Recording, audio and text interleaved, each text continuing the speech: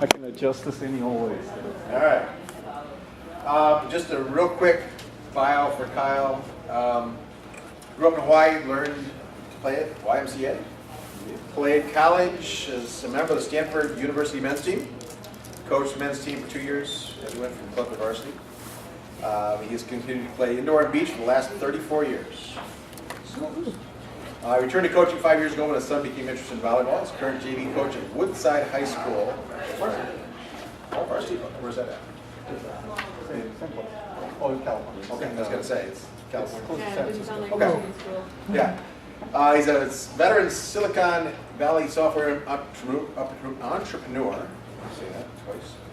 His interest in volleyball and software has converged his latest startup with www.rotate123.com. He enjoys spending time with his wife, Nancy, son, Kai, and dogs, Pancho and Lizzie. Al Machine. Small Okay. room. So I can tune this session any way you want, but I'll start rolling, and if you have questions, you can kind of adjust as we go. I'm in this weird place all the time, these sessions, because I'm like, an attendee, a vendor, and a presenter. And when I present, I prefer to present material that's useful to you as a coach, not so much about what products I have. But I'll talk a little bit about it because there's a section of this which is about video that I think is a real essential sort of next thing that you could do to really help yourself in being able to get insights about how your team is functioning. So that part is tied to what I do as an applications vendor.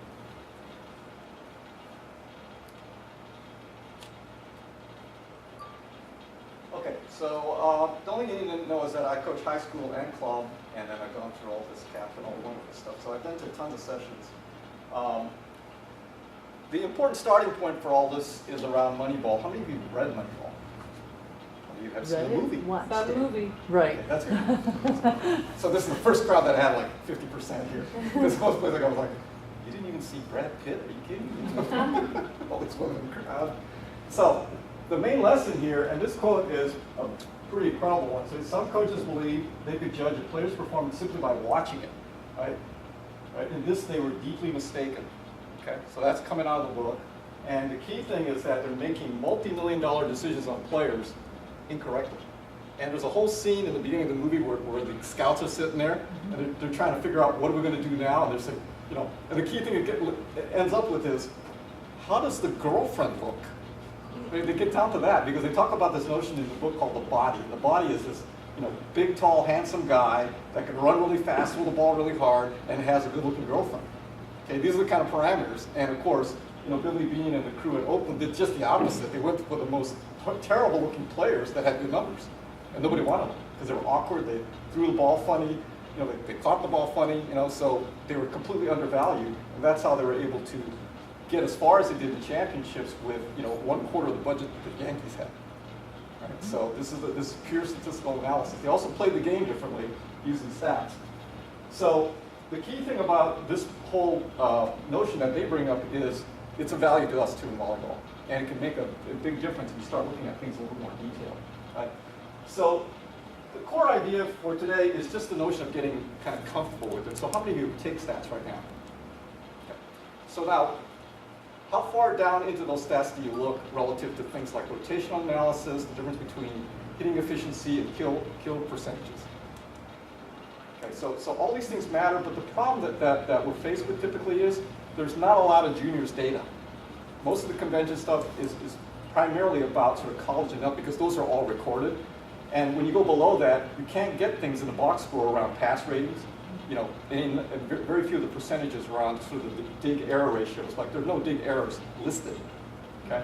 So what we're doing with our system is because our data gets backed up to a server, I've already got data for about 1,000 teams. That means there's about 10 to 12,000 players on those in the database. So over the next year, as we go through the database, we'll start to gather and create benchmarks around levels of play by region and sort of age levels.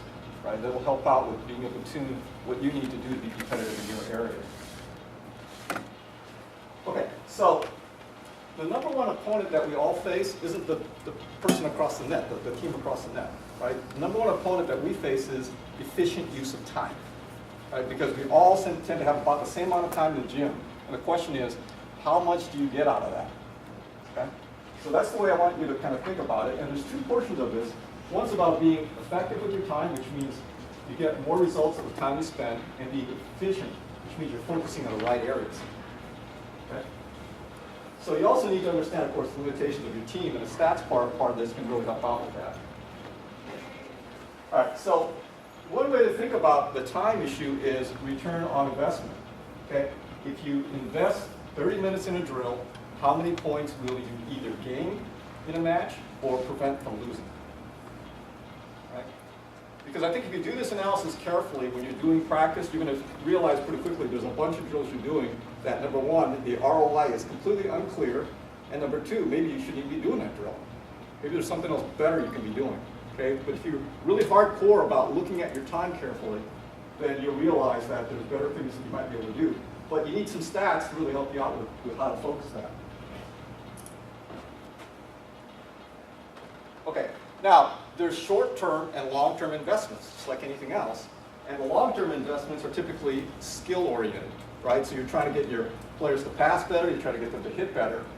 The issue with long-term investments is you have to make those investments and you have to prioritize time for it, but they may not materialize even in this season. It may take a couple of seasons for, say, player X who's just coming in as a middle blocker who happens to be tall and has some athletic ability to actually be able to hit the ball, right? And some of these projects may take, a few months. It may take a few seasons. So these are the long-term investments you have to make. The issue, though, is the short-term part of this, and the key here is what are the things you can do in the short term to elevate your team and get higher performance, right? So the first phase is making sure you have the right players in the right roles, okay? Using the right systems, and then try to fix simple, repetitive errors, right? Like the one that makes me crazy is not covering the dump. Like my team does both sides of that. We dump the ball a lot, and we cover that a lot because it's an easy way to get points. And it only takes 1 or 2 points to win a game. So, with the rally scoring system, you have to be really, really sensitive to what these values are. So everybody's familiar with all these numbers as far as receive rating, being efficiency, kill percentages. Okay, so I'll repeat this. And then side out percentage, right? So you guys know about how that works. And then point scoring, which people use a little bit less of, is how many times do you serve the ball and score versus losing the ball, right? And the other thing is if you don't have these numbers, you can also gather them from the score sheets from games. So that's another way to assess sort of what the numbers really look like just by manually tabulating off the rotations. And you can actually do rotational analysis because the way the score sheet's designed, you can actually go through that. If you'd like to see that process, let me know and I can also send you a copy of that. Kathy, the ADCA director, has a nice slide set on how to do that. Okay, so what I'm doing here, this is not true, I know you guys haven't started yet, but I'm just sort of going to start sort of mid-season already. You're already taking some stats. I'm going to talk about how to go about the analysis. Now I have 2 good places to go prior to that, which is, there's one article that was published in Coaching Volleyball magazine, the ADCA magazine, about running the tryout. Right, so that's a good one to read. It took me a while to write that one. And then the other is a specific video on how to do rotation optimization in detail. So that's also available at the Rotate 123 site. Do you have those somewhere? Did you have a handout? I don't have a handout, but Could you go back a minute? Could you go back a minute? Yeah, actually, the easiest thing to do is to just go to the website Yeah, just and put it up there. Rotate123.com. So there was in this one right over here where you said it? Exactly. Down towards the bottom of this program. Yeah. yeah, and so Somewhere. you can also look at that on here. I'll take Just one, go to please. Okay, the thank URL you. on there. Thank you. Was there a link to the tryout We need to. article as well? Yeah, and I think it's up there. If it's not, then just email me. Rotate 1, 2, 3. Wait, okay. Okay, there's a tab called Learn at the site, and all the stuff that I have sort of aggregated there. Okay. All right, so we're going through this now. Here's some things that you can gather. And again, if you have the right stat product, you can get all these. So we'll go through in detail what all of these elements are and kind of describe how it works. Okay, so the first one is you have to know kind of where do you fit in the spectrum of play, right? From novice all the way to advanced. Okay, and finally after that is of course how competitive are you in that context. So the first one is levels of play. We have novice at the top to advanced, and some examples down here. We've got side out, point scoring, rotations, pass rating, hitting efficiency, and kill percentage. Okay, so this chart assumes that it's an equal match. So you're not like way better or way worse than your competition. If you are, these numbers are going to get all skewed, right? And generally, here's what happens, right? As you get better, right, it's like the side out to point scoring flips. So when you're a beginner, you can serve the ball like crazy and you can't receive it at all, right? And you get better, it turns out you can serve the ball really well, but you can also pass really well. So at college level, right, you almost have 2-to-1 advantage. It's 65% on side outs and 33 or so for point scoring. Okay, so it completely gets flipped around. So the ball control increases dramatically, and your ability to serve the ball any harder sort of caps itself. Okay. The other things to look at is rotations per game, right? So when you see little kids playing, a lot of times they don't even make it around. Right? 3 rotations, they're stuck. 25 points, we're done. Right? They don't even get to six rotations. So Sally never gets to serve. You're waiting all day. Right? And then as you go up, the number of rotations increases. Now, the average high school level play is about 9 to 10 rotations. And this number is really, really important relative to your planning. Because if you don't put your best players in the first 3 rotations, they're not going to play more than one time around. So you want them doubling down. Okay, and we'll cover that in a second. The next part of it is passing numbers. And the passing numbers are actually a little bit deceptive because when I ask coaches, they typically give me a number that's probably about 0.2 higher than it really is. Right, everybody thinks that their team's passing at 2.0 or better. And I got to tell you, I had a very good team this year. My team finished 16th in Northern California out of 118 teams. We're the 2s team in our clubs. Our 1s teams go to the Nationals. Right? My team passed out 175. Okay? But we still drove 33% of our balls through the middle. Now think about that. Right? Completely lopsided numbers. We're about 25% perfect passing, but we're driving 33% through the middle. Okay, so these are things that you have to understand about where you're going with your numbers to understand sort of what kind of things you have to tweak to get an advantage with the players that you have. We haven't had one player who's outstanding as a middle, and we just push balls through her from weird angles, and it made it also very hard to block her because these balls are coming in at very strange angles. And you see some videos later. All right, what else do we have? Okay, so hitting efficiency and then kill percentage, right? You see those numbers start to climb. But the number you really need to keep track of is this one here, kill percentage. Because that number becomes more and more important as the level of play goes up, right? You can't have balls left in play, okay? Because if you put the balls in play and they dig the ball, it's going to come back, right? Lower levels of play doesn't matter so much. You just put the ball in and half of those go out. So you actually want to give them the ball. Lower levels of play, it's much better for your opponent to have the ball most of the time, right? Because they'll do something bad with it, okay? So the mentality changes as the levels increase. Now here's your point spread. Assuming, this is now your league, are you at the bottom of the league at 5 to 25? Pushing on that side, right? At 20 to 25, okay?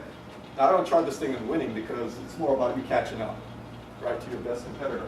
And you can see that at the low end, right, you got to spend literally all your time serve-receive area. This is where you got to spend your activity.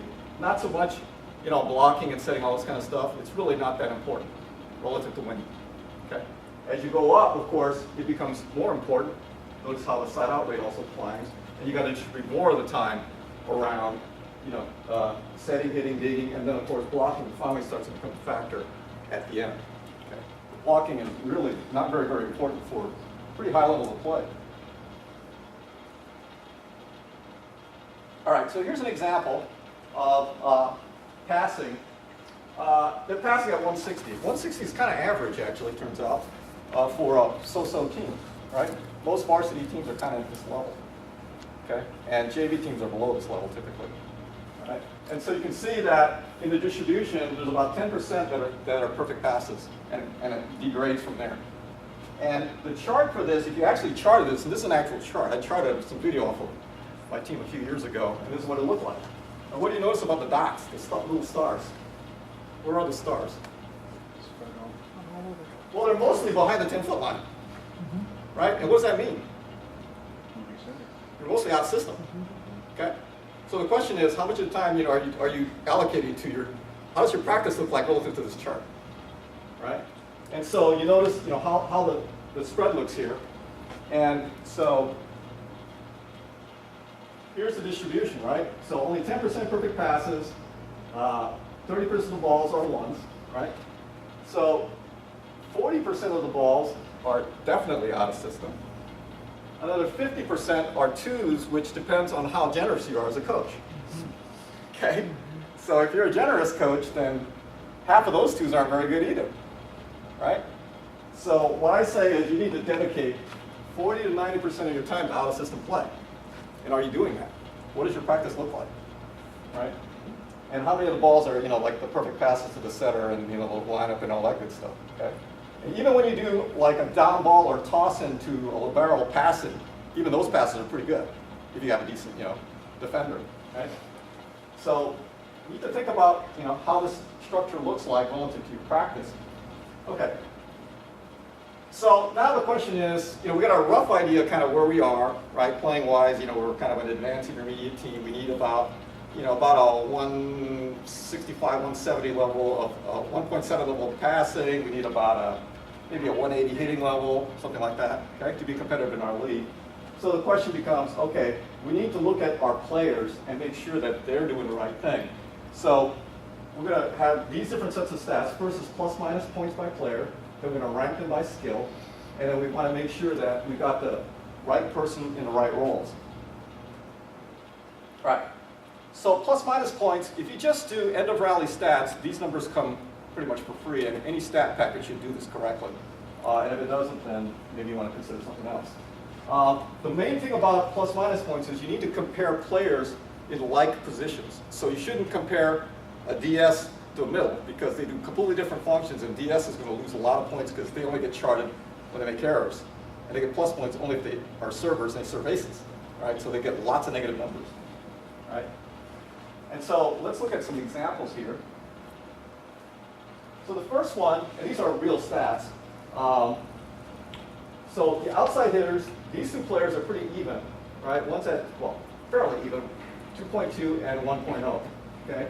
They're two very good defenders, and this girl here, Christine, will be at a D1 team next year. So she's a very good hitter, the two. She's also quite a bit taller. All right, so 2.2, 1.0, that's pretty good. The middles, you can see at the top is Allie at 1.1, and then on down, right? There's a pretty big difference in skill between her and these two players, okay? So you can see the contribution over there. So you can tell that she's definitely adding a lot of points in the game, and these two are slightly negative. It's not too surprising because one, she's 6'1", these girls are 5'9" and 5'8", right? And they're not as effective hitting. Okay?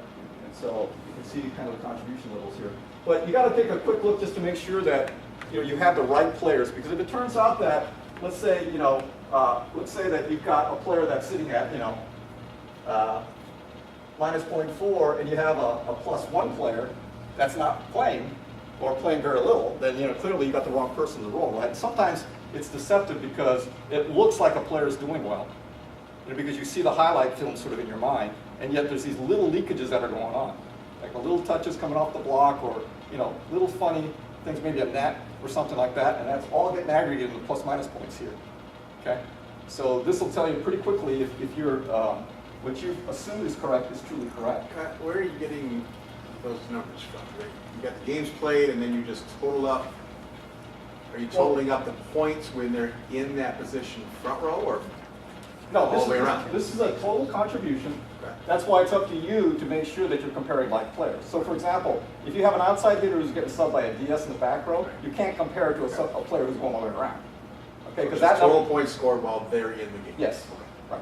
And so anytime there's a touch, right, you allocate that to a player, this number will come up. So the stat packages should give you this basically for free. Okay. And if it's not, like I said, this is a basic way of looking at the players. And if you're not getting this number, then there's something wrong with the What do software. you consider faults per game? Faults are the whistle blowing.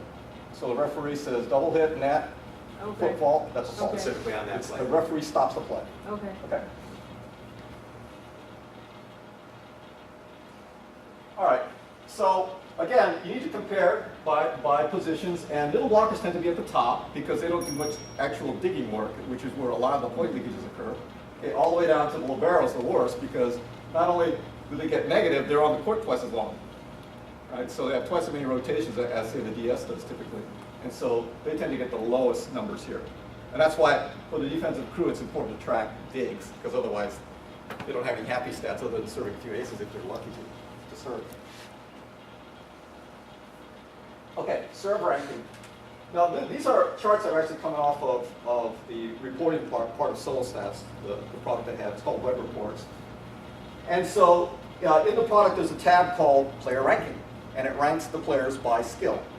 What we use as a ranking mechanism is point scoring by player. Okay, so you know about point scoring as a team, right? So it's how many balls you score. If you go 66%, that means you serve the ball 3 times, you score twice, right? 2 over 3 is 66. Okay, does that make sense?